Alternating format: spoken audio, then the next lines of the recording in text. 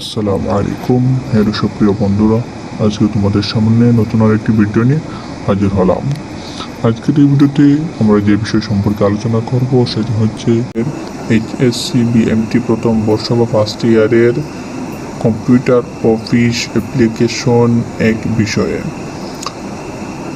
আজকের এই ভিডিওতে আমরা একটি গুরুত্বপূর্ণ প্রশ্ন নিয়ে আলোচনা করব। প্রশ্নটি হলো, কম্পিউটার সফটওয়্যার কি, অথবা সফটওয়্যারের সংজ্ঞা লেখো, অথবা সফটওয়্যার বলতে কি বোঝায়। অর্থাৎ প্রশ্ন তিনভাবে চারভাবে বিভিন্নভাবে আসতে পারে। প্রশ্নগুলো বুঝে নেওয়া গুরুত্বপূর্ণ। তো তার উত্তর হলো, কম্পিউটারের ভাষায় সফট শব্দের অর্থ নরম, অর্থাৎ হাত দ্বারা ছোঁয়া যায় না। আর ওয়্যার শব্দের অর্থ সূক্ষ্ম।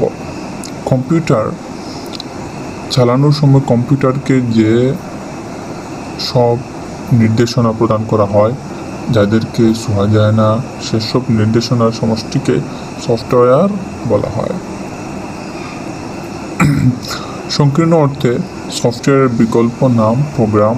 হার্ডওয়্যার সমৃদ্ধ কোনো কম্পিউটারে যদি সফটওয়্যার রান না করানো হয় বা করানো না যায়, তাহলে উক্ত কম্পিউটারকে কেবল লোহার বাক্স বলা চলে। আর প্রোগ্রামের পটুতার উপর নির্ভর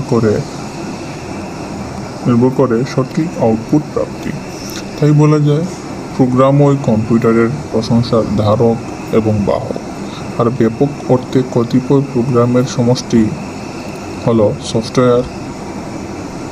সময়ের চাহিদা মেটাতে সফটওয়্যার মডিফাই করা যায়।